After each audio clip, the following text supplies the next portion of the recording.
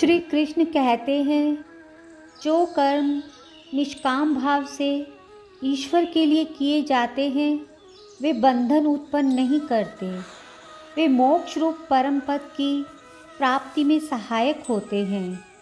इस प्रकार कर्म फल तथा आसक्ति से रहित होकर ईश्वर के लिए कर्म करना वास्तविक रूप से कर्म योग है। तो आइए श्रवण करते हैं गीता का 3रा अध्याय कर्म योग। अर्जुन ने पूछा, हे जनार्दन, यदि आपके तप से कर्म से बुद्धि श्रेष्ठ है तो केशव मुझे इस घोर कर्म में क्यों लगाते हो? मिले हुए वचनों से आप मेरी बुद्धि को भ्रम में डाल रहे हो। निश्चय करके मुझे बतलाइए जिससे मैं कल्याण को प्राप्त हूँ।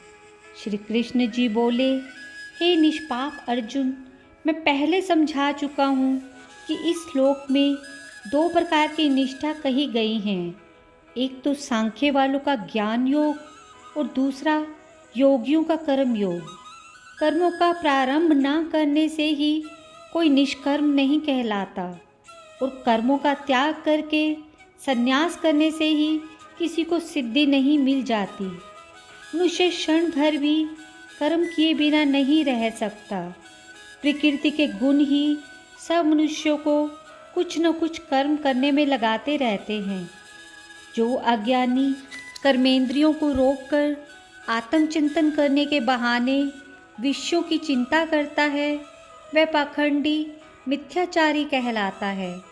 हे अर्जुन, जो इंद्रियों को मन से दमन कर विषयों में प्रवृत्त ना होने देकर उनसे कार्य लेता है, वह कर्मयोग का अभ्यास कहाता है और श्रेष्ठ कहलाता है।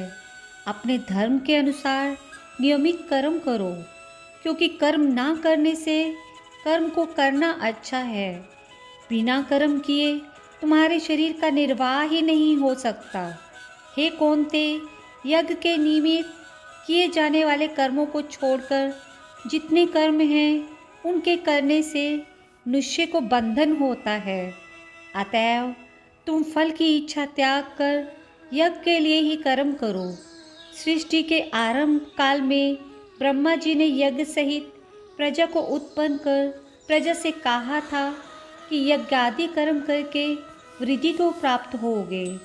यही सब कर्म तुम्हारे निमित्त कामधेनु होवेंगे। इस यज्ञ से तुम देवताओं को संतुष्ट करते रहो और देवता भी तुमको संतुष्ट करेंगे। इस प्रकार परस्पर बर्ताव करते हुए तुम और देवता कल्याण को प्राप्त होवोगे। यज्ञ आदि कर्मों से प्रसन्न होकर देवता तुमको इच्छित सुख की सामग्रियां देंगे, परंतु उनके दिए हुए दान को जो बिना उनको भोग लगाए ग्रहण करता है वह चोर है।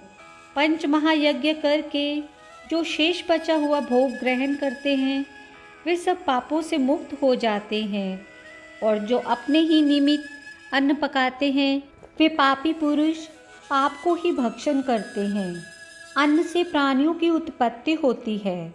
अन्न मेघ से उत्पन्न होता है, मेघ यज्ञ द्वारा बरसता है, और यज्ञ की उत्पत्ति कर्म से होती है।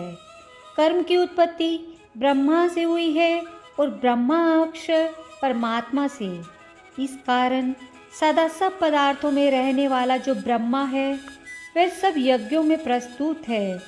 हे पाठ, इस प्रकार चलाए हुए कर्म के अनुसार जो नहीं चलता है वह पापमय है और उसका जीवन व्यर्थ है। जो पुरुष आत्मा में ही रत रहता है और आत्मानंद अनुभव से तृप्त रहता है, आत्मा में ही संतुष्ट है, उसे कुछ भी कार्य शेष नहीं।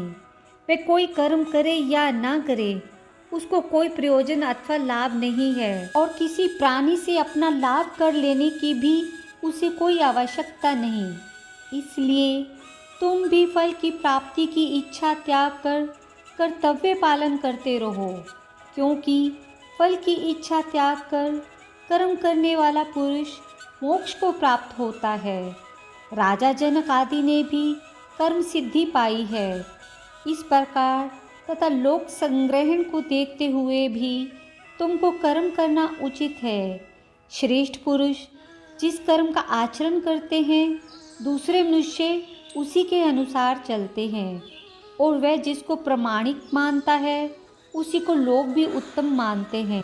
हे पार्थ, मुझको तीनों लोक में कोई भी कर्म शेष ना रहा और ना ही कोई अप्राप्त वस्तु प्राप्त करनी है, फिर भी मैं कर्म करता ही रहता हूँ। यदि हम ही आलस से रहित होकर कर्मों को नहीं करेंगे तो मनुष्य हर प्रकार से हमारे ही पथ का अनुकरण करेंगे। जो मैं ही कर्म ना करूं तो सब लोग भी ना करने से नष्ट हो जाएंगे। इससे मैं ही वर्ण शंकरों के उत्पन्न करने का हेतु बनकर प्रजा को नष्ट करने वाला समझा जाऊंगा।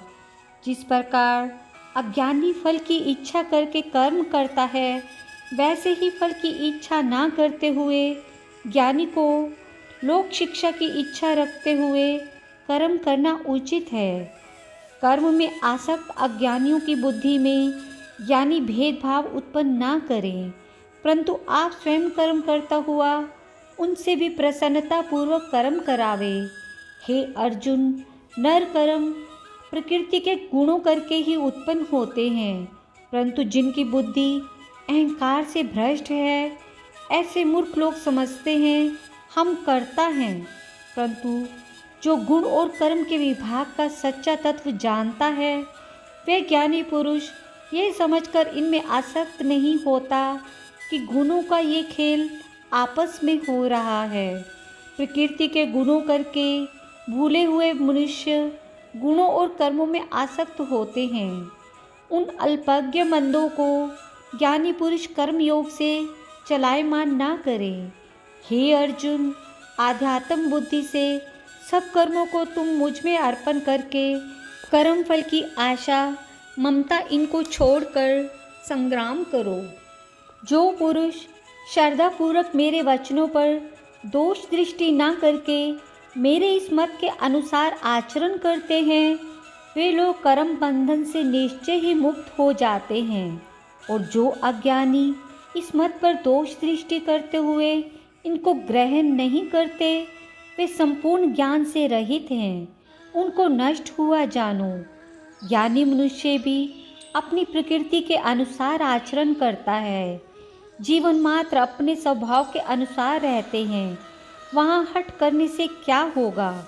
इंद्रिय और इंद्रियों के विषय में प्रीति और द्वेष दोनों व्यवस्थित हैं। इन राग द्वेषों के वश ना होना चाहिए, क्योंकि ये मनुष्य के शत्रु हैं। अपना कठिन धर्म भी दूसरे के सहज धर्म से हितकर होता है। स्वधर्म में मरना ही कल्याणकारक है, परंतु अन्य धर्म भयानक हैं। अर्जुन बोले, श्री कृष्ण, पुरुष को पाप करने की इच्छा न होते हुए भी कौन उसे बलात्कार पाप के मार्ग में प्रवृत्त करता है। श्री कृष्ण बोले, हे अर्जुन, रजोगुण से उत्पन्न होने वाला काम और क्रोध मनुष्य को पाप मार्ग में ले जाता है। इस करके उत्पन्न इच्छा कभी तृप्त नहीं होती। ये महापापी और घोर शत्रु हैं। जैसे धुएं से अग्नि, धूल से दर्पण और झिल्ली से गर्भ का बालक ढका रहता है, उसी प्रकार विषय की इच्छा से आत्मज्ञान ढका हुआ है। हे कुंती पुत्र, इस शत्रु काम को करके ज्ञानियों का ज्ञान आच्छादित हुआ है और सदा अग्नि की तरह तृप्त नहीं होता। इंद्रियां, मन और बुद्धि इस काम के आश्रय स्थान हैं। इनके सहारे विषेच्छा ज्ञान को आच्छादित करके जीव को मोह कर लेता है। अतएव तुम सर्वप्रथम इंद्रियों को वश में करके ज्ञान और विज्ञान को नष्ट करने वाले इस काम को जीतो। कहते हैं कि इंद्रियां प्रबल हैं और इंद्रियों से भी प्रबल मन है। इस प्रकार जो बुद्धि से परे है, उस आत्मा को जानकर निश्चयात्मक बुद्धि द्वारा मन को निश्चल करके, हे माँ बाहो, तुम उस दुर्धर शत्रु काम को जीत लो। राधे राधे। 3 अध्याय की समाप्ति।